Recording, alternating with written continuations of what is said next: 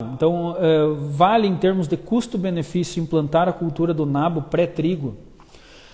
Eu até comentei nos meus stories aí que a gente ia começar a live com essa dúvida porque eu achei muito pertinente, né?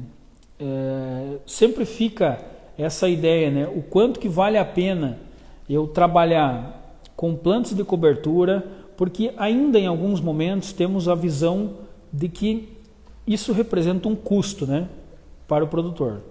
Então eu queria trabalhar um pouquinho nessa temática com vocês, nabo pré-trigo.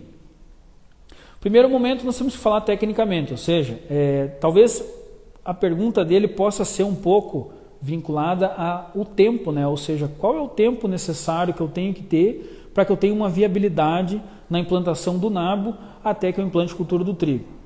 Nesse momento é óbvio que você vai ter que entender um pouquinho qual que é o momento que você vai estar plantando o seu trigo, né? Que cultivar de soja você tem, quantos dias entre plantio do trigo e o plantio e a colheita da soja e o plantio do trigo você vai ter para acumular uma quantidade de massa seca suficiente para estar promovendo esse efeito.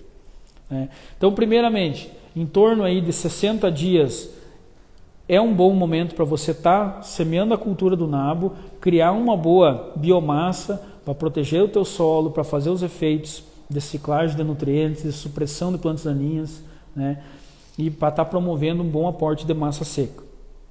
Em torno de 60 dias é importante. Então, esse ano nós temos uma nova dinâmica, né? Nós temos plantios bem na abertura da janela de plantio da soja, ou seja, aí em outubro, que o pessoal colheu, e também nós temos aí bastante plantio durante o mês de dezembro até janeiro.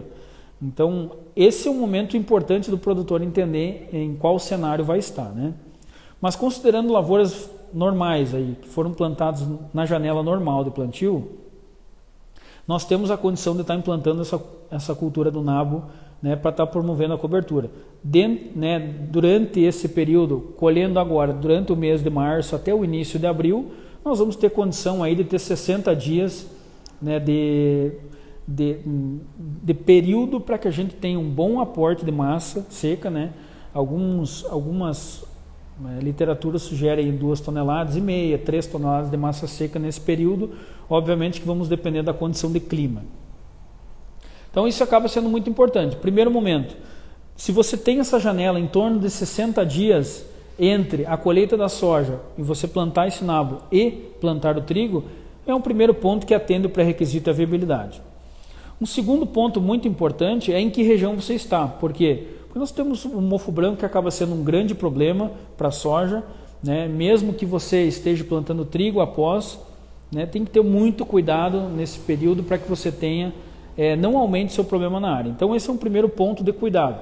Se você tem, eu particularmente tenho tirado o pé, como diz, né? Não tenho usado o nabo pré-trigo em áreas que têm altitude e que têm maior pressão de mofo branco. Então a gente tem usado outras alternativas aí que a gente pode comentar depois. O terceiro ponto que eu queria comentar com vocês a respeito da implantação e da viabilidade do nabo pré-trigo é que você pode estar controlando o azevém antes da semeadura, ou seja, você pode semear o nabo a partir do momento que você tiver um fluxo de azevém, né, no meio da cultura do nabo, você pode estar controlando com graminicidas, uma vez que você vai estar mantendo o seu custo baixo. Logo após esse nabo vai fechar, vai impedir que a luz entre e nós vamos ter uma menor quantidade de azevém. Esse é o terceiro ponto. O quarto ponto é a grande ciclagem de nutrientes que você vai estar promovendo, principalmente nitrogênio e enxofre nesse período, o que vai te dar um bom incremento na cultura do trigo. Tanto fornecendo nitrogênio, né, que é uma demanda alta, principalmente nesse ano que nós temos fertilizantes com maior valor agregado, o nabo pode estar trazendo também esse aporte inicial que a gente precisa. E o último ponto, pessoal, é o controle das enxurradas, né? A gente sabe que nesse período, abril, maio, é muito tradicional vir uma chuva um pouco mais pesada num curto espaço de tempo. E nós não podemos, pessoal, sob hipótese alguma, a gente perder essa camada mais fértil do solo. Estamos falando aí de 5 centímetros, 3, 4, 5, 10 centímetros de solo. A gente viu o ano passado, acabou criando valeta mesmo, pessoal, nas lavouras, e isso acaba sendo muito complicado.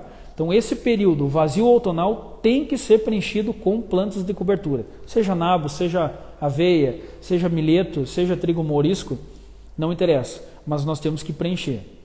Então esse seria mais um bom motivo para você estar preenchendo a sua lavoura, principalmente com nabo aí, que no trigo para mim se encaixa muito bem.